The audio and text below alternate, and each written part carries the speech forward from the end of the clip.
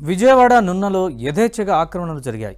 ప్రభుత్వ, ప్రైవేట్ భూముల్లో అనుమతి లేకుండా కట్టడాలు వెలిశాయి. జర్నలిస్ట్ సొసైటీ స్థలంలోనూ భూ కబ్జాదారులు నిర్మాణాలను చేపట్టారు. దీంతో కలెక్టర్ లక్ష్మీష, ఎమ్మెల్యే యార్లగడ్డ వెంకట్రావులకు ఆక్రమణలపై వరుస ఫిర్యాదులు వచ్చాయి.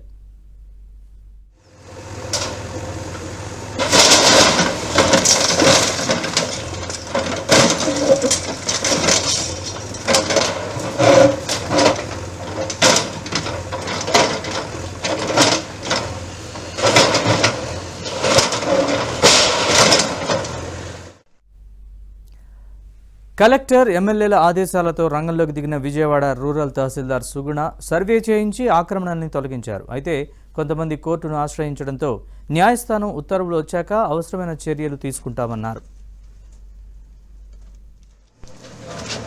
రిప్రజెంట్ చేసినందువల్ల వర్కింగ్ జర్నలిస్ట్ అసోసియేషన్ వాళ్ళకి 2008వ సంవత్సరంలో 480 జీవో ద్వారా 3 ఎకరాల 45 సెంట్లు కేటాయించడం జరిగింది. తర్వాత ఇక్కడ వెస్ట్ బైపాస్ రోడ్డు రావడంతో ఆ ల్యాండ్ని ఎక్స్క్లూడ్ చేసి ల్యాండ్ ఎక్విజిషన్ ల్యాండ్ని తీసిన తర్వాత మిగిలిన ల్యాండ్ 2 ఎకరాల 15 సెంట్లని లాస్ట్ గవర్నమెంట్లో 2019 మార్చిలో 2 ఎకరాల 15 సెంట్లు కేటాయించడం జరిగింది. దానిలో కొన్ని ఆక్రమణలు గుర్తించడం జరిగింది. వాళ్ళకి హ్యాండ్ ఓవర్ చేసే ముందు ఈ ఆక్రమణలన్నీ తొలగించమని రిప్రజెంట్ చేశారు.